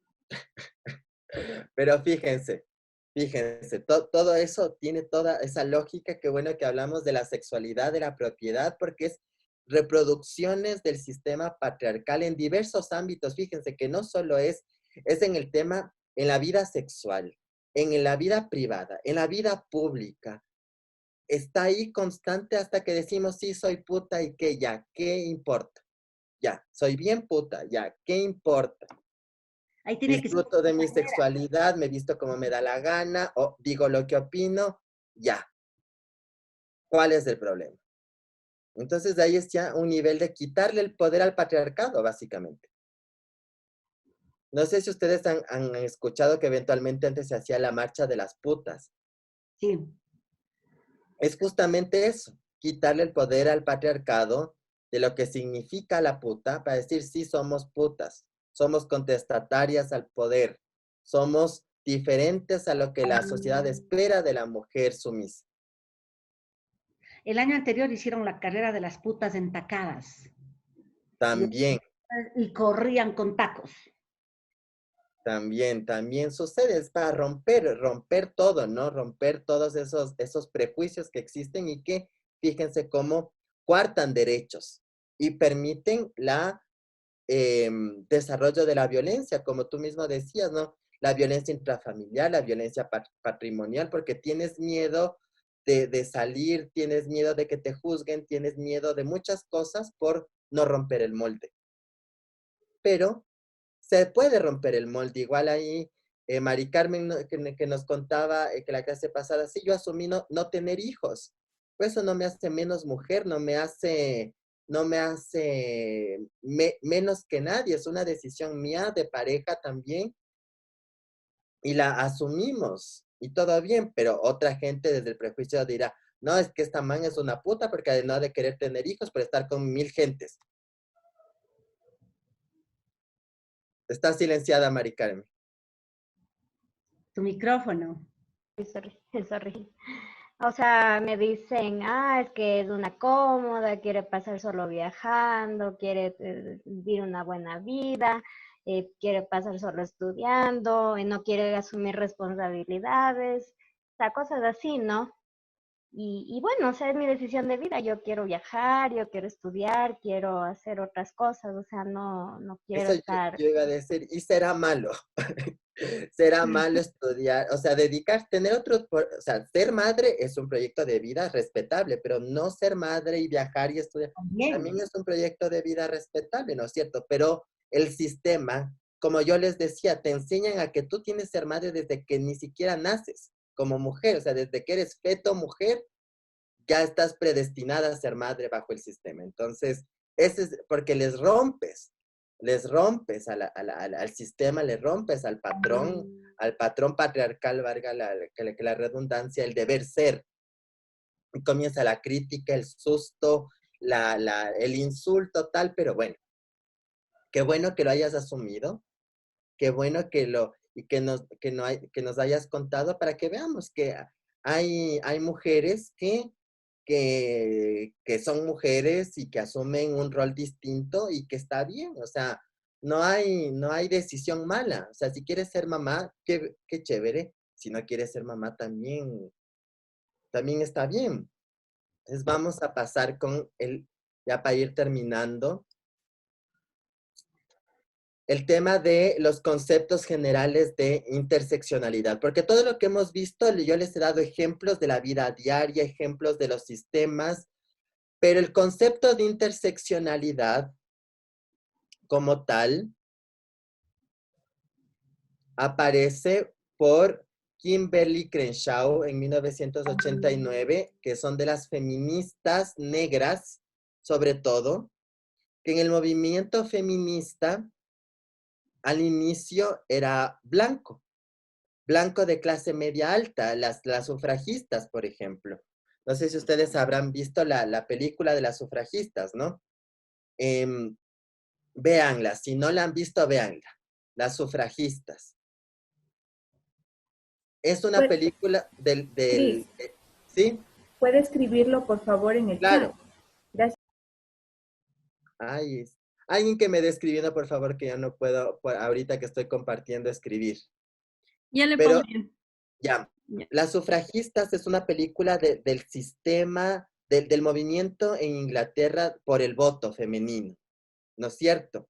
Entonces, claro, ellas pueden comenzar a luchar por el voto porque son blancas, pero las mujeres negras ni siquiera decían, yo, ¿por qué voy a luchar por el voto si soy esclava? Si me discriminan, o sea, ¿por qué voy a estar luchando o exigiendo por votar, por tener una participación política, si ni siquiera soy persona? Si ni siquiera soy vista como persona.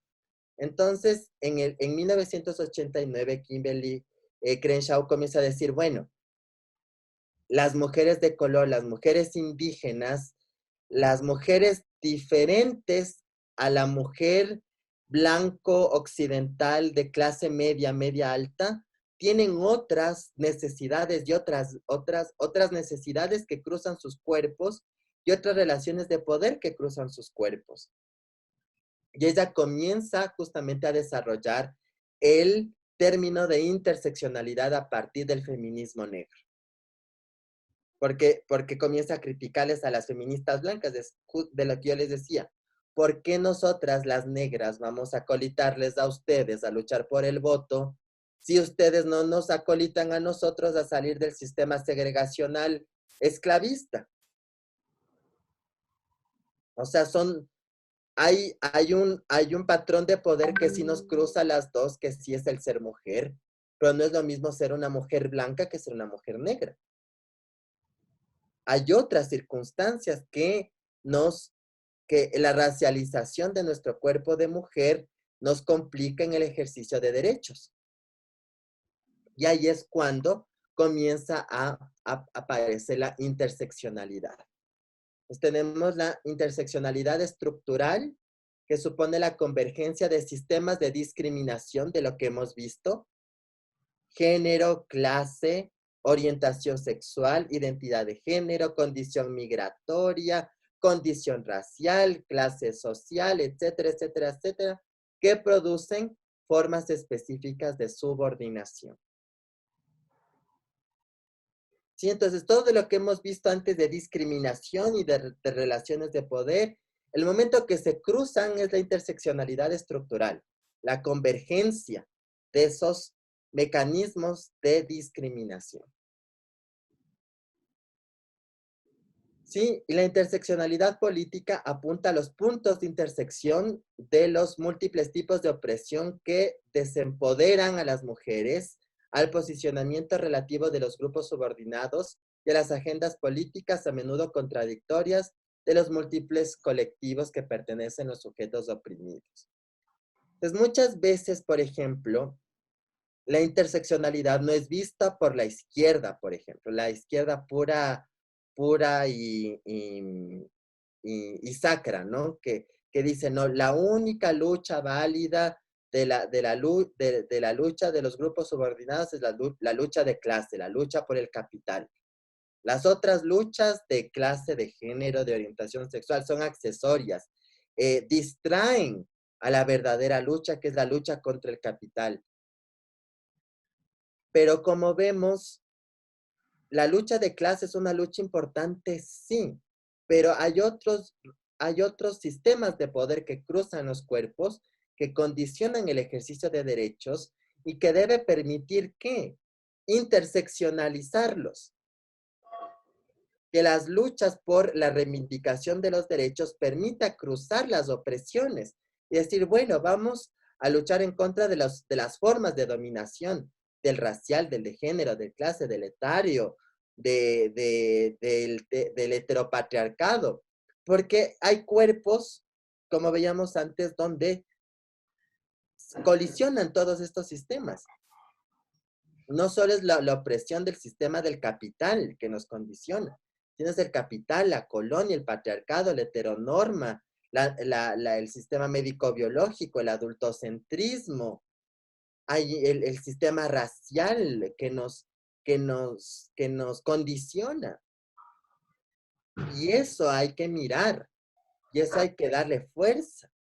No solo luchar por el tema de género, por ser mujer, sí, pero hay mujeres empobrecidas, hay mujeres indígenas, hay mujeres afro, hay mujeres trans, pero hay mujeres que son indígenas, que son trans, que son empobrecidas, y que tienen discapacidad al mismo tiempo. Y no solo mujeres, hombres también, hombres empobrecidos, gays, trans, etcétera, etcétera, etcétera, ¿no? Entonces, la interseccionalidad, este enfoque interseccional, es las herramientas que nos permiten ver que las diversas relaciones de poder condicionan el ejercicio de derechos. Y que no solo tenemos que mirar una sola relación de poder como pura y única que genera segregación y discriminación. Por eso la importancia del enfoque interseccional de todo lo que hemos visto, relación de poder, prejuicio, discriminación, porque eso es lo único que nos puede abrir la cabeza para entender la interseccionalidad. Para ver que hay formas de opresión diversas, hay formas de discriminación y prejuicios diversos que convergen y que tenemos que verlos y que tenemos que trabajarlos.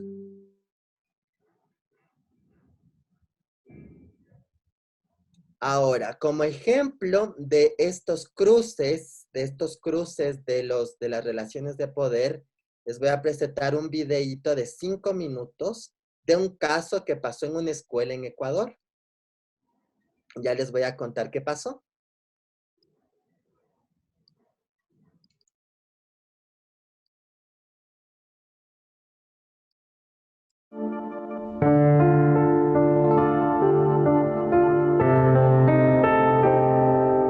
La muerte de mi hija nos destruyó la vida, a mí, a mi familia, y fue una lucha tan grande que nunca hemos esperado porque nosotros hemos sido humildes, trabajadores, pero nunca pensamos estar en estos problemas, en este caso.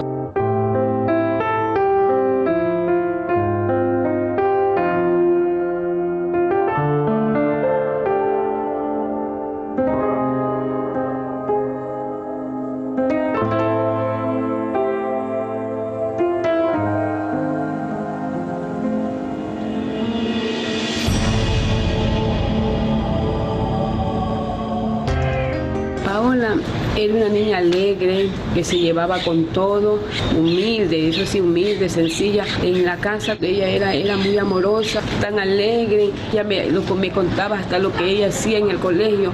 Por eso me quedé admirada, que quería llevarse a la tumba lo que le había pasado. Tal vez fue amenaza de que me iban a hacer algo a mí para que ella no diga nada. Fue lamentable ese día a las 3 de la tarde. Me llama una alumna, me dice, véngase que Paola tomaba de brillo. Yo la vi a mi hija tirada en una camilla, pero estando el vicerrector sin yo saber nada lo que había pasado con este hombre, yo cogí a mi hija me dijo, perdóname mami, perdóname. Entonces ese hombre me dijo, coja, llévela al hospital, estando el médico, estando ellos, las autoridades, no haber llamado a una ambulancia, pero no hicieron nada. No hicieron nada para que mi Paula se salve porque eran 13 diablillos que 11 se había tomado. Era mucho y no se podía salvar. El caso se origina en el 2002, cuando Paola tenía 16 años, estudiante del Colegio Martínez Serrano, un establecimiento público de la ciudad de Guayaquil. El vicerrector del colegio habría sostenido relaciones sexuales con Paola dejando como resultado un embarazo.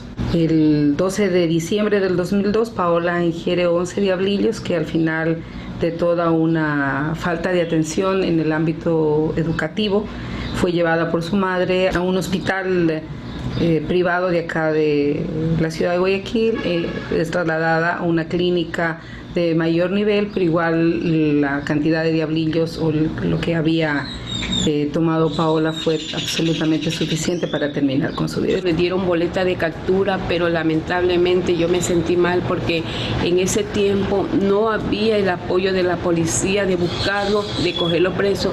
Él estuvo siempre prófugo de la justicia, pero nunca se pudo cogerlo hasta cuando él ya la boleta ya nos prescribió y ya estuvo libre. Que él siga libre. Para mí fue doloroso porque este violador tenía que estar en la cárcel. Todos sabían la clase de vicerrector que tenían, no solamente con mi hija. Este hombre había violado y había acosado a tantas alumnas, sino que las madres, por miedo, por vergüenza, no hicieron nada y se lo callaron. Pero yo no me podía quedar callada porque mi hija se me fue de mi lado. Y mi Paola, yo tenía que haber hecho justicia, aunque a mí me duela seguir adelante, aunque yo me enfermé, pero yo tuve que estar ahí constantemente para que esta justicia venga. Las y los inspectores que sabían de las actitudes del vicerrector y que callaron y que no hicieron nada, son funcionarios públicos, hacen parte del Estado. Una vez que el proceso llega a la instancia administrativa del Ministerio de Educación, se hizo espíritu de cuerpo y no se lo sancionó por este hecho, sino por abandono de cargo, acciones del Estado. Llega a la instancia judicial, el caso se archiva, no se hace la cadena de custodia, acciones inadecuadas, acciones del Estado que vulneran todos los derechos. Yo he pedido siempre justicia para mi hija, justicia para que lo encierren a este violador, acosador.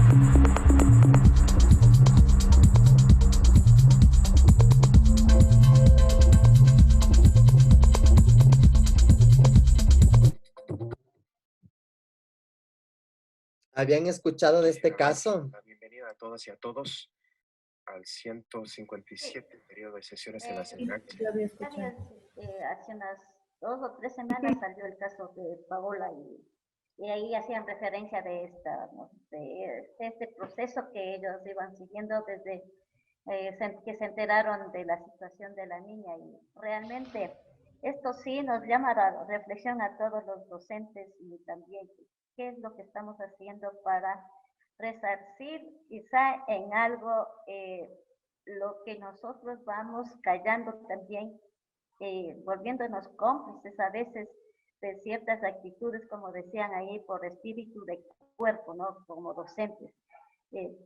Recuerdo un caso en un colegio X en que se nos pedía firmar por alguien cuando había una denuncia de acoso de una niña, pues, a lo que obviamente yo me opuse porque uno no le conocía, recién llegaba a la institución y no conocía al compañero ni a ninguno de ellos, ¿no? Pero también sí es una acusación de decir, bueno, y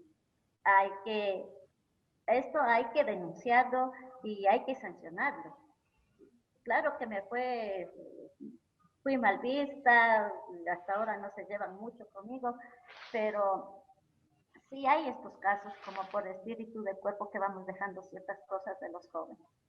Obviamente que también al compañero X se le dijo que no tenía culpa alguna, ¿no? Se le relegó de esta culpa y más bien se hizo que la niña le pida disculpas por este caso y optó el papá sacarle mejor de la institución. Y sí me parece algo terrible que nosotros estamos viviendo. Sí, es lo que fíjense puedo comentar. que vamos un poco a analizar el caso en este poco tiempo que tenemos. ¿Qué relaciones de poder cruzaban el cuerpo y la vida de Paola? Autoridad del vicerrector. Ok, hay un tema de autoridad, un tema adultocéntrico, ¿qué más? También de hombre patriarcal que posee a la mujer. Patriarcado, perfecto, ¿qué más?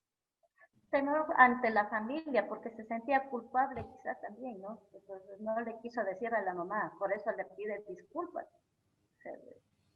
de todo lo sucedido. La parte de la ley que siempre la niña sintió que iba a estar desamparada y de pronto por eso no denunció, e inclusive el resto de madres se sienten el desamparo, se sienten esa indefensión frente al más poderoso, ¿no? El desconocimiento, justamente. Era una niña pobre. Pobre, ajá, la pobreza. De clase, pobre. El sentimiento de culpa también. La culpa que proviene del patriarcado, justamente. Claro. El sentimiento de culpa que sí, o sea, el patriarcado es tan poderoso que a la víctima le hace sentir culpable. Y también, no sé, frente a ese sentido de cuerpo de los profesores, es la visión adultocéntrica, ¿no? El adulto tiene la razón y la niña, ¿cómo? ¿No? Ella está equivocada, ella mintió. Ella mintió. Entonces, fíjense, todo esto cómo trasciende a que la niña se suicida porque la viola el vicerrector, la viola el médico de la institución. Y además la viola porque ella se queda embarazada del vicerrector. Y el vicerrector le pide al médico de la institución que le haga un aborto. Entonces le hace el aborto y le viola, además. Entonces ella con esa fragilidad, con ese temor, ya con tanto, y por no causarle, capaz este hombre le amenazó y tal, que decidió suicidarse.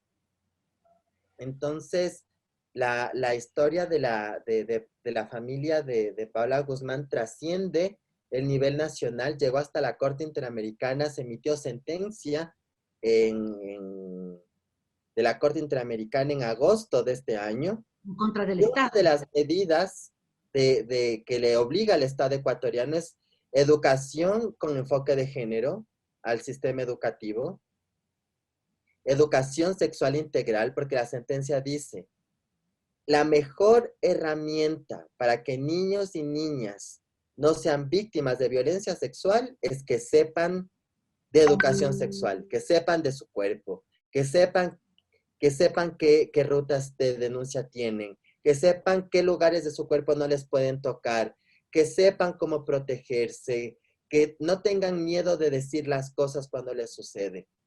Es la mejor herramienta para prevenir la violencia sexual, el conocimiento y la capacitación con enfoque de género. Entonces yo más bien a todas y todos ustedes que han decidido tomar este curso, les felicito porque estamos haciendo parte de un conglomerado de personas que estamos en educación y que con este interés y que con este conocimiento vamos a probablemente evitar que casos como el de Paola vuelvan a suceder. Porque la idea es esa, ¿no? Que con estos conocimientos, con estas discusiones, con estas reflexiones que hemos venido, bueno, que han venido teniendo con otros y otras docentes y el día de hoy conmigo, tengamos herramientas para romper prejuicios, romper discriminaciones, no reproducirlas, mirar la interseccionalidad en los cuerpos nuestros propios, ni en la de los niños, niñas y adolescentes, y evitar que las violencias se reproduzcan, y más bien romper y estimular una educación distinta, con otro enfoque, rompiendo prejuicios, menos adultocéntrica, menos patriarcal, menos heteronormada, menos racista, menos clasista.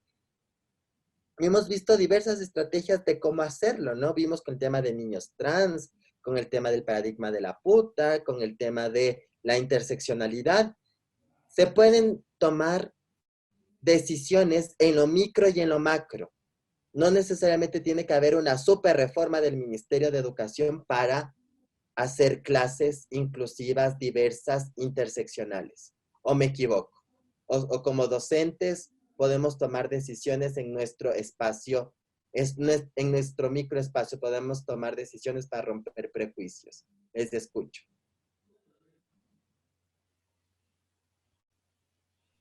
El currículo de por sí es flexible y así lo determina, ¿no?, dentro de la parte legal. Ahora, el que asuma o no el docente, eso es lo que justamente se trata de cambiar, ¿no? La mentalidad que tiene el docente para aplicar toda esta flexibilidad en el currículo para nosotros poder tratar. Y dentro de eso, volviendo a algún tema que no se trató mucho, en este caso, el currículo oculto que nosotros debemos integrar a todo esto de lo que es nuestra planificación y en la gestión dentro de las aulas. Entonces, sí, falta y mucho de nosotros y es un reto quizá también y un compromiso que nosotros debemos asumir como docentes, el ir rompiendo las cadenas estas ancestrales y tradicionales que tenemos e ir haciendo válido esto de la flexibilidad del currículo para nuestras clases. O más bien, yo les dejo como tarea, cómo construimos un currículo oculto basado en el enfoque interseccional y en el enfoque de género interseccional. ¿Cómo hacemos un currículo oculto basado en estas ideas? Para que lo vayan reflexionando, ¿no? En las diversas jornadas que van a tener con otros docentes y otras cosas que van a ver. Porque la idea es esa, ¿no? Al final. ¿Alguien más? ¿Alguna opinión? ¿Alguna reflexión? A mí me parece que también el que nosotros vayamos generando cambio va como por niveles, ¿no? Porque primero también tenemos que ir haciendo un cambio en nuestras concepciones, ¿no? Eso por una parte. Por otra parte, creo que sí, me quedo con esa última frase que es como que la misión de del educador, romper esos prejuicios. Porque claro, a nuestras aulas vienen jóvenes, niños, niñas con muchos prejuicios que traen desde sus familias, desde sus barrios. Entonces, claro, desde ahí entender que nuestra aula es diversa en muchos sentidos. Y claro, el estilo de docente a veces tiende a normar y más bien a homogenizarlo todo, porque ahí es más rápido, o sea, ahí se puede trabajar más rápido. En la diversidad se puede trabajar más despacio, hay que trabajar más despacio, mejor dicho. Y creo que dentro de esto también revisar este tema del currículo oculto, nuestra práctica docente en el aula, revisar mucho cómo nosotros hacemos ejercicio del poder en el aula, ¿sí? Como, o sea, de pronto yo creo que es la primera fase que debemos de llevar, concienciar cómo está nuestro ejercicio del poder dentro del aula con todos estos elementos que hemos estudiado. Y pienso yo que tener como norte también trabajar mucho en ese clima socioafectivo que debe de generarse en el aula, entre docente y estudiantado y también entre los mismos jóvenes, darle prioridad a esa parte, porque ahí sí yo creo que también los jóvenes van a sentirse más a gusto para aprender. Con eso quería pues, participar. Y muchas gracias. Yo solo para terminar, por ejemplo, y les digan, si les dicen, ¿por qué tengo que tener enfoque de género en la educación o en las clases? La Ley Orgánica para Prevenir y Erradicar la Violencia contra las Mujeres, en el artículo 24, literal A, ya nos dice educación con enfoque de género. La Constitución, en el artículo 347, numerales 4 y 6, educación para erradicar todas las formas de violencia, educar para asegurar ambientes educativos ciudadanos, para evitar la violencia. Entonces ya son disposiciones legales y además con la sentencia de Paola Guzmán es como que hay una necesidad imperante de generar una educación liberadora con enfoque de derechos, con enfoque interseccional, con enfoque de género, justamente para que podamos desarrollar mejores estrategias, ¿no? Entonces yo a Diana, aquí Mari Carmen me dice bibliografía recomendada, le voy a enviar un par de textos de educación con enfoque de género, de educación con enfoque de derechos humanos para que las socialice. Y justamente agradecerles por el espacio, agradecerles por la atención. Y no sé si Diana o alguien más quiere decir algo más para ir cerrando la jornada.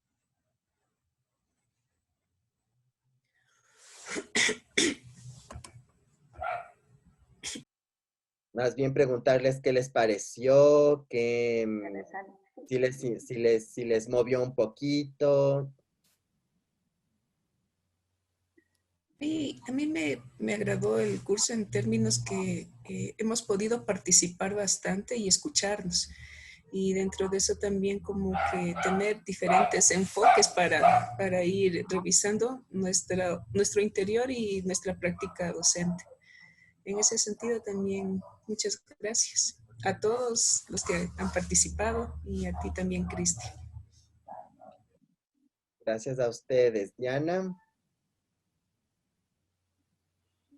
Sí, a mí también me pareció súper interesante todos los enfoques, ¿no? Que entran dentro de la interseccionalidad y te doy muchas gracias por tu aporte. Sí, a mí me pareció muy, muy chévere. Chévere, chicas, chicos, chiques. Bueno, les agradezco. Les agradezco. Esperemos que esto no se haya quedado solo aquí en el taller, sino que en realidad veamos sus currículos ocultos ya con otro enfoque de aquí en adelante, ¿no? Entonces creo que esa es la tarea. Entonces les agradezco. Les estaré enviando a través de Diana más material y nos veremos en otra oportunidad. Muchas gracias. Pero aprovechen el taller en las otras jornadas. Hasta luego. Gracias. Un buen día. Gracias. Hasta luego.